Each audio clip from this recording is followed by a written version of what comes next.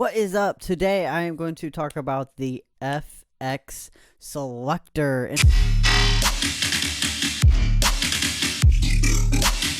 inside of Bitwig Studio. This is going to be kind of a short video. I just want to explain what this is and how you can use it and yeah, stuff like that. So if you like the video, make sure to like it and subscribe and hit the bell to stay notified. But let's get right into it. Let's go. Bitwig FX Selector. This is what we're talking about.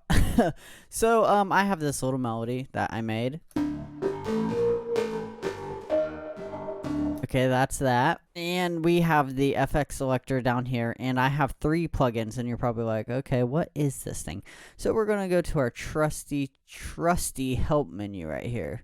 So if you go over here, you can see the FX Selector container is it allows you to put a bunch of like effects into it and then toggle between the effects. So say that you have like 4 vocal chains, like you've been making music for a while and you have like these 4 different vocal chains and you don't know which vocal chain to use. You can actually put this effect selector in the DAW and then you can put your I guess vocal effects that you've made into this container, and then you can go back and forth and see which one sounds the best for that vocal. That's how I would imagine people using this. That's me though. But there's so many other things to do inside of this. If you want to read all this because I read it and I was like, okay, I get it. So the help feature in Bitwig is here for you. And then it also has this inspector parameter. I messed with it a little bit, but that's not really what I've been using this for. But this is pretty cool, the inspector parameters. So let's go back to what I really like about this effects selector. So the effects selector, if I turn it on, the first preset or effect you're going to hear is bite. And it is really distorted. And then the second one's dirt, and then the third one is berserk. I put all distortions in here. I'm going to go back and forth and pick the different ones so you can see it changing.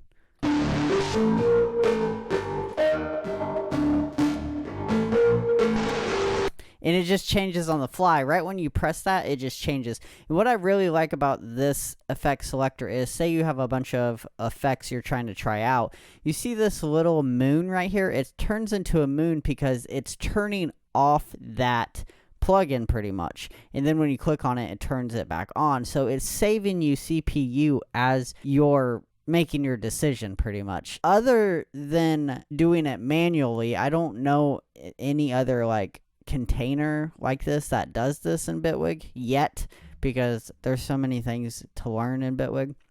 But if you want to turn off a device, it's really easy to deactivate a plugin or anything. You just click on what you want to deactivate, like this dirt, and go over here to the where it says device, and it'll ask you if you want to active or enable it. So if you uncheck mark it, it'll turn the device off.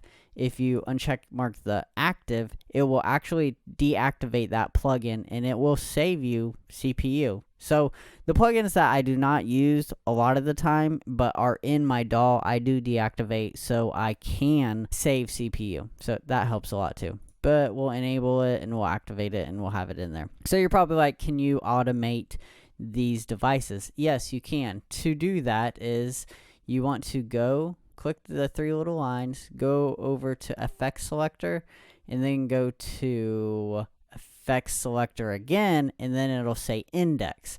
And then the index will let you go in between these effects. So if you press index, you'll have the automation right here and see where it says bite. That's the first one. If you go up one, it'll go to dirt. So we'll make a little automation chain right here like that. And that's my automation. And then it'll switch in between those. This is really cool.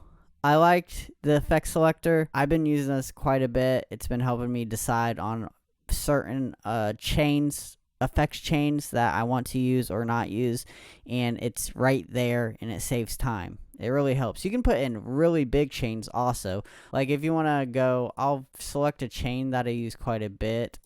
These are my effects chains. If I go to my sci-fi effects chain, you can see I have a lot of stuff in this chain. And it's in here and it's off. And then if I want to use it, I can turn it on and then it'll play. But let's delete that. I'll play the melody right here, and you can see the automation changing.